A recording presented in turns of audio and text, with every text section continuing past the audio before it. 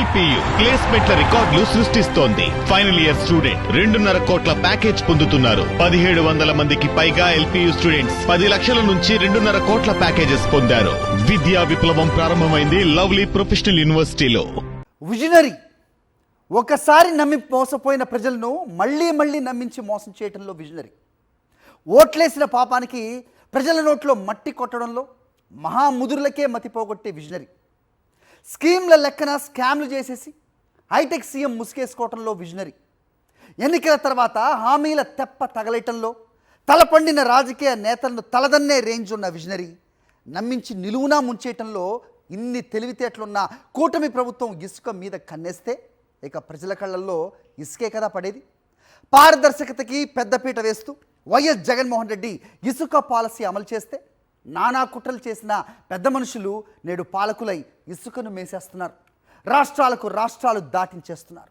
ఉచిత ఇసుక పేరుతో చంద్రబాబు ఎన్నికల సమయంలో చేసిన హడావుడి ఏపీ ప్రజలెవరూ మర్చిపోరు. అధికారంలోకి వచ్చి ఏడాది అయింది. ఏపీలో ఏ జిల్లాలోనూ వినియోగదారులకి ఉచితంగా ఇసుక లభించడం లేదు. కానీ సరిహద్దు రాష్ట్రాలకు మాత్రం ఏపీ నుంచి అడ్డగోలుగా ఇసుక తరలిపోతోంది. ఓవైపు సీఎం చంద్రబాబు ఏపీలో ఉచిత ఇసుకతో యువతికి ఉపాధి కల్పిస్తున్నామంటూ బిల్డప్ ఇస్తున్నారు. సభల్లో ఇదే అబద్ధాన్ని డప్పు కొడుతున్నారు. కానీ అసలు నిజం ఏంటంటే ఉచిత ఇసుక పేరుతో టీడీపీ నేతలు దందా సాగిస్తున్నారు. పక్క రాష్ట్రాలకు ఇసుక తరలించి అమ్ముకుంటున్నారు. హైదరాబాద్, చెన్నై, బెంగళూరు నగరాల్లో రియల్ ఎస్టేట్ వెంచర్లకు ఒక్కో లారీని 70,000 నుండి 1,00,000 వరకు అమ్ముకుని సొమ్ము చేసుకుంటున్నారు. టీడీపీలోని ముఖ్య నేతకు కప్పం కట్టేసి స్థానికంగా మంత్రులు, ఎమ్మెల్యేల అనుచరులు ఈ ఇసుక దందాను యథేచ్ఛగా సాగిస్తున్నారు. కర్నూలు, వైఎస్ఆర్ జిల్లా, అనంతపురం నుండి బెంగళూరుకు ఇసుకను టీడీపీ నేతలు తరలించి అమ్ముకుంటున్నారు. గుంటూరు, కృష్ణా, ఎన్టీఆర్ జిల్లాల నుండి హైదరాబాద్ తరలించి అమ్ముకుంటున్నారు. నెల్లూరు నుంచి చెన్నై తరలించుకుని అమ్ముకుని 100 కోట్ల దందా సాగిస్తున్నారు టీడీపీ నాయకులు. హైదరాబాద్ లో ఇసుకకు భారీ డిమాండ్ ఉంది. ఈ డిమాండ్ ని క్యాష్ చేసుకుంటున్నారు టీడీపీ నాయకులు. ఉమ్మడి గుంటూరు జిల్లాలోని పెదకూరపాడు, వేమూరు నియోజకవర్గాల నుండి భారీగా ఇసుక హైదరాబాద్ కు తరలిపోతోంది. పిడుగురాళ్ల మీదుగా హైదరాబాద్ కు తరలిపోతోంది. ఇక ఎన్టీఆర్ జిల్లా నుండైతే ఓ పెద్ద ఇసుక మాఫియానే హైదరాబాద్ కు ఇసుక తరలిస్తోంది. కృష్ణానది, మున్నేరు, వైరా ఉపనదుల పరివాహక ప్రాంతాల్లో ఉన్న ఇసుకను తెలుగు తమ్ముళ్లు యథేచ్ఛగా దోచుకుంటున్నారు. ప్రభుత్వం కల్పించిన ఉచితంగా ఇసుకను తీసుకువెళ్లే సదుపాయాన్ని తమకు అనుకూలంగా మార్చుకుంటున్నారు.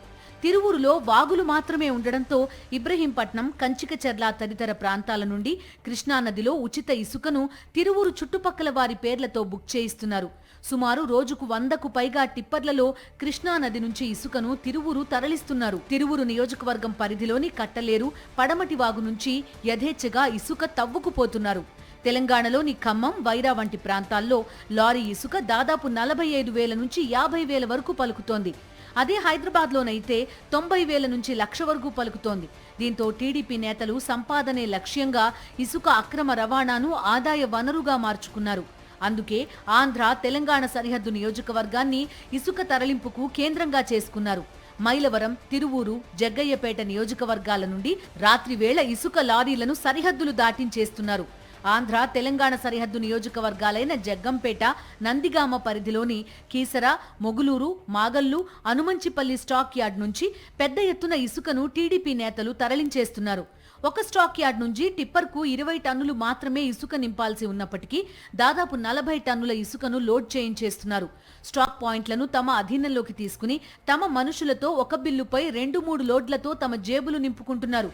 టీడీపీ ఎమ్మెల్యేలు, నాయకుల కనుసన్నల్లో, పోలీసుల పర్యవేక్షణలోనే ఈ ఇసుక అక్రమ వ్యాపారం జరుగుతోందన్నది బహిరంగ రహస్యం. ఉమ్మడి నెల్లూరు జిల్లాలోని ఆత్మకూరు, సర్వేపల్లి, కోవూరు, కావలి, సూళ్లూరుపేట, వెంకటగిరి ప్రాంతాల నుండి పెన్నా ఇసుకతో పాటు స్వర్ణముఖి ఇసుకను తెలుగు తమ్ముళ్లు చెన్నైకి తరలిస్తున్నారు. సర్వేపల్లి నియోజకవర్గంలో ఉండే ఇసుక రీచ్ల నుంచి 100 ట్రాక్టర్లు వెళ్తున్నాయి. వెంకటగిరి నియోజకవర్గంలో కలువాయి మండలంలోని తెలుగు రాయపురం, రాజుపాలెంలోని ఇసుక రీచ్లకు ఎలాంటి అనుమతులు లేవు. కానీ స్థానిక ప్రజాప్రతినిధి కురుగొండ్ల రామకృష్ణ కనుసన్నల్లో ఈ ఇసుక అక్రమ రవాణా జరుగుతోంది. రాత్రి పగలు తేడా లేకుండా భారీ యంత్రాలతో ఇసుకను తోడేస్తున్నారు. వాస్తవానికి పెన్నా నదిలో ఇసుక తవ్వకాలకు ప్రధానంగా నేషనల్ ట్రిబ్యునల్ అనుమతి ఉండాలి. కానీ ఇక్కడ ఇసుక తవ్వకాలకు ఎలాంటి అనుమతులు లేవు. రాజుపాలెం, తెలుగురాయపురం ఇసుక రేవుల నుంచి రోజుకు వందల టిప్పర్లలో ఇసుకను తిరుపతి, చెన్నై వంటి ప్రాంతాలకు తరలిస్తున్నారు. ఇసుక అక్రమార్కులు ఎంతలా రెచ్చిపోయారంటే పెన్నా నదిలోకి రోడ్లు కూడా వేసేశారు. తెలుగురాయపురానికి ప్రధాన రహదారి నుంచి నది మధ్యలోకి రోడ్లు వేశారు. నదీ గర్భాన్ని తవ్వేసి రోడ్లేసినా అధికారులు చూసి చూడనట్టుగా వ్యవహరిస్తున్నారు. రెవెన్యూతో పాటు మైనింగ్ అధికారులకు కూడా ఈ పాపంలో భాగం ఉంది. రాయలసీమలోనూ జోరుగా ఇసుక అక్రమ రవాణా సాగుతోంది. తమిళనాడు రాష్ట్రానికి అన్నమయ్య జిల్లా నుండి ఇసుక తరలించి దందా చేస్తున్నారు. మంత్రి రాంప్రసాద్ రెడ్డి అనుచరులే ఈ ఇల్లీగల్ బిజినెస్ చేస్తున్నారు. తమిళనాడు రిజిస్ట్రేషన్ వాహనాలతో బరి తెగించి మరీ ఇసుక దందా సాగిస్తున్నారు. బుడిగుంటపల్లె నుండి తమిళనాడుకు ఇసుకను తరలించుకుపోతున్నారు. చెయ్యేరు నదిని తవ్వేసి తమిళనాడు రాష్ట్రంలోని ముఖ్య పట్టణాలకు, బెంగళూరు నగరానికి ఇసుక అక్రమంగా తరలిస్తున్నారు. కర్నూలు నుండి బెంగళూరుకు గుడిమల్కాపూర్ ప్రాంతం నుండి భారీగా ఇసుక తరలిపోతోంది. ఉచిత ఇసుక కోసం ఎదురు చూస్తున్న వినియోగదారుల కళ్లలో ఇసుక కొట్టి ఏడాది కాలంగా టీడీపీ మైనింగ్ మాఫియా చేస్తోన్న అరాచకాలివి. అవినీతికి పాల్పడమే కాదు, నదులను విచక్షణారహితంగా తవ్వేస్తూ ప్రకృతి విధ్వంసకారులుగా తయారయ్యారు.